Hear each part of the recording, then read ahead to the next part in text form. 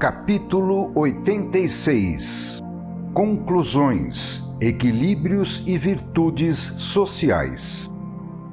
No campo das conclusões, em que agora nos movimentamos, podeis avaliar o valor do meu sistema ético não apenas sob um ponto de vista científico e racional, mas também sob um ponto de vista prático e utilitário. A concepção de dor-redenção é de grande ajuda moral. Sua transformação de instrumento de castigo em meio construtivo para utilização em conquistas morais tem a vantagem de revalorizar algo que a civilização não só repudia, mas também considera um prejuízo do qual ela não sabe se livrar. Trata-se de um sistema ético encorajador, otimista mesmo nos casos mais dolorosos, construtivo até nos casos mais desesperados. A concepção de trabalho como dever e como missão, de trabalho como função biológica construtiva e como função social, de trabalho como uma necessidade muito mais moral do que econômica, em substituição à concepção vigorante de trabalho como condenação dos deserdados e como lucro, tem um enorme poder de coesão social.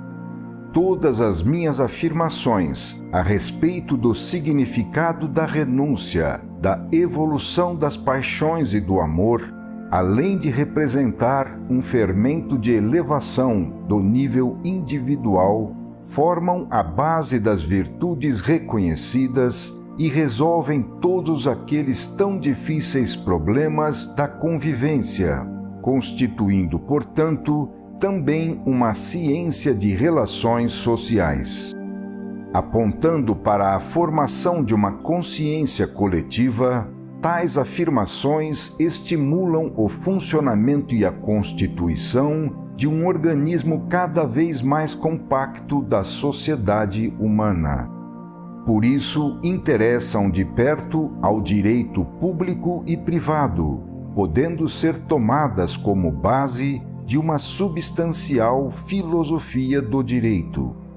Coloquei no meu sistema um princípio de justiça com base científica, de acordo com o funcionamento do universo.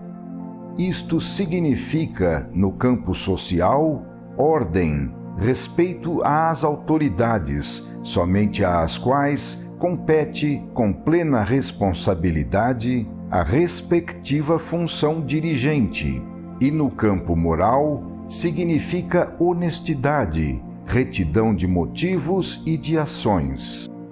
A desigualdade de riquezas e de posições sociais não é injustiça, mas simplesmente distribuição de trabalhos diferentes por especialização de tipos individuais.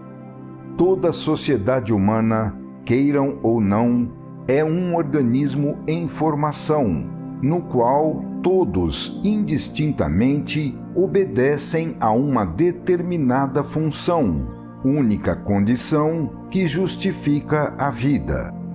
As virtudes podem constituir esforço, mas trata-se de esforço de assimilação, que as transformará em instinto e, portanto, em necessidade.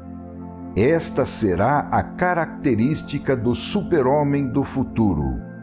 Falo a quem medita e falo em tempos de grande miséria moral, não obstante já esteja acesa a tocha da ressurreição.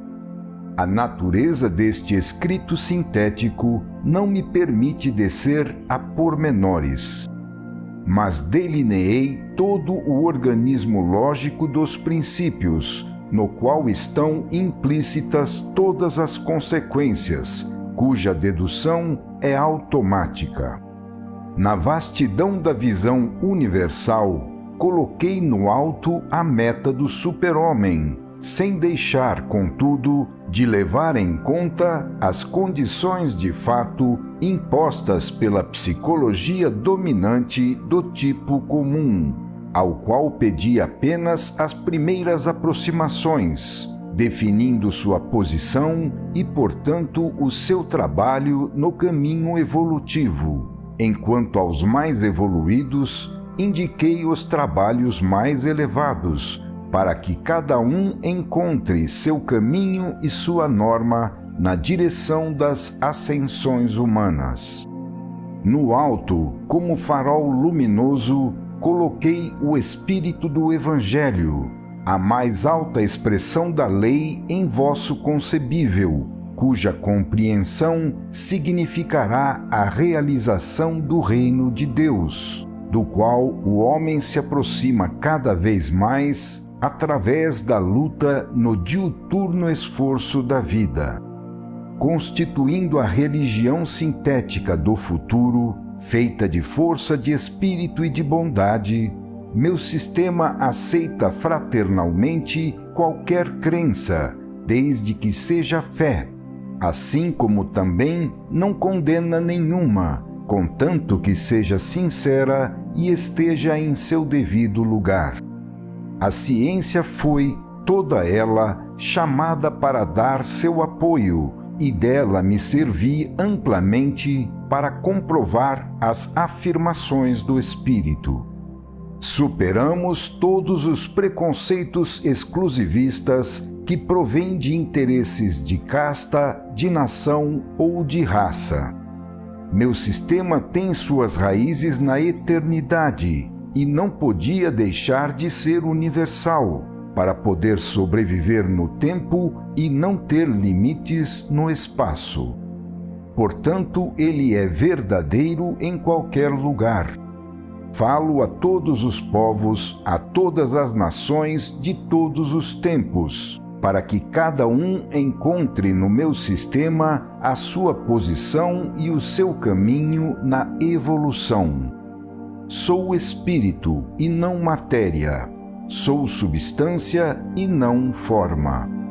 Então, estas conclusões não tendem a se concretizar em nenhuma forma própria de organização humana, mas sim a se enxertar nas formas existentes, para fecundá-las e enriquecê-las, reerguendo as que estão descendo pelos caminhos do mal e fazendo resplandecer aquelas que no campo político, religioso, científico e artístico estão laboriosamente ascendendo para a luz do bem. Peço apenas uma grande sinceridade de alma, um profundo sentido de retidão e uma decidida vontade de melhorar. A sociedade só pode se sentir beneficiada por essas afirmações, indiscutivelmente fecundas para o progresso individual e coletivo. Aqui não se parte do apriorismo de um ou de outro sistema político para antepô-lo ou impô-lo. Uma visão universal não pode descer no campo das competições humanas.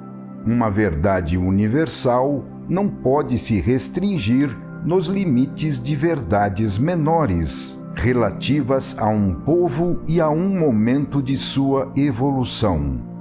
Mas não há quem não perceba que neste sistema se encaixam espontaneamente todas as concepções políticas sãs, produtivas e sinceras, todos os regimes de ordem em que os povos retomam o caminho da subida e reencontram a consciência da vida.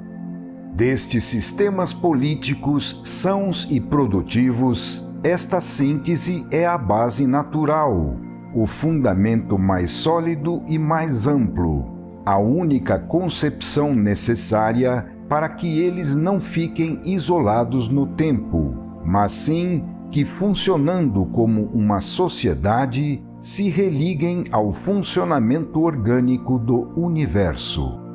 Minha ética racional e científica traçou as grandes rotas da vida individual, e agora traçará aquelas do campo social.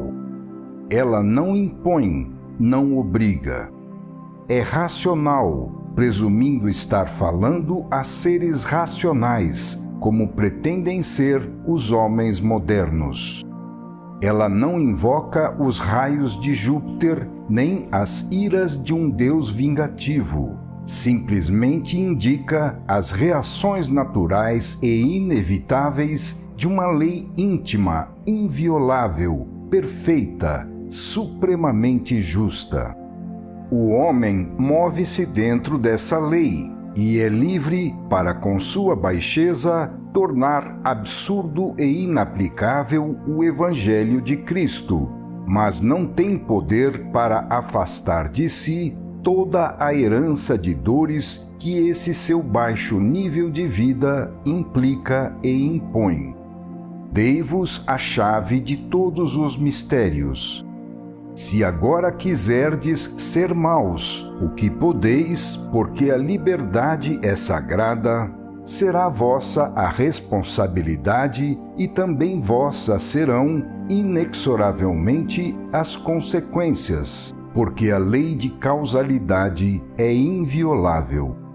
Todo o resultado prático desta síntese poderia ser condensado nas seguintes palavras: se evolução significa conquista de consciência, de liberdade, de felicidade, e involução representa o contrário, então, na baixeza de vossa natureza humana, encontra-se a causa de todos os males, e na ascensão espiritual está todo o remédio. A aspiração à alegria é justa, e a felicidade pode existir, só é preciso dedicar-se ao trabalho de conquistá-la. O Evangelho é um caminho espinhoso, mas somente através dele se pode seriamente alcançar o paraíso, mesmo na terra. Toda a odierna concepção da vida encontra-se aqui modificada, e sois obrigados por vossa ciência, cuja linguagem sempre utilizei, a compreender e, por coerência, a cumprir essa mudança. Sempre tive presente o tipo de homem predominante e a inutilidade, em muitos casos, de fazer apelo a sentimentos de fé e de bondade. Por isso, realizei o trabalho ingrato de restringir a grandiosa beleza do universo em termos de estrita racionalidade. Deveis agora conceber a vida e suas vicissitudes não como efeito imediato de forças movidas por vossa vontade presente, mas sim como uma sucessão lógica e inteligente de impulsos vinculados no tempo e no espaço com todo o funcionamento orgânico do universo. Não há zonas caóticas de usurpação. Cada vida traz consigo um impulso. O destino possui um método racional na aplicação de suas provas, e para compreendê-lo, deveis vos habituar a conceber os efeitos em longo prazo, em vossa vida eterna, e não no átimo presente, em que vedes, pelo contrário, aparecerem inexplicáveis efeitos de causas desconhecidas. Há destinos de alegria e destinos de dor, destinos indecisos e destinos titânicos. Há ofensas profundas à lei, marcadas no tempo, que pesam inexoravelmente e arrebatam uma vida. Demonstrei-vos que é inútil investir contra as causas próximas e que é preciso colher e carregar o próprio fardo. São inúteis a rebelião, a raiva, a inveja de outras posições sociais, o ódio de classe. Cada posição é sempre a justa, é a melhor para o próprio progresso. Demonstrei-vos a presença de uma justiça substancial, apesar de todas as injustiças humanas, que são exteriores e aparentes.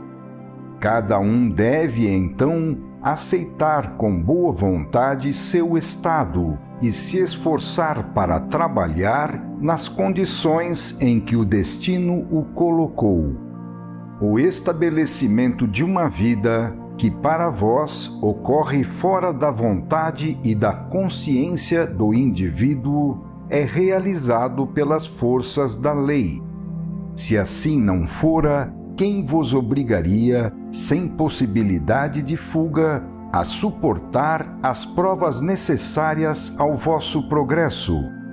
Quem ignora não pode influir no substancial.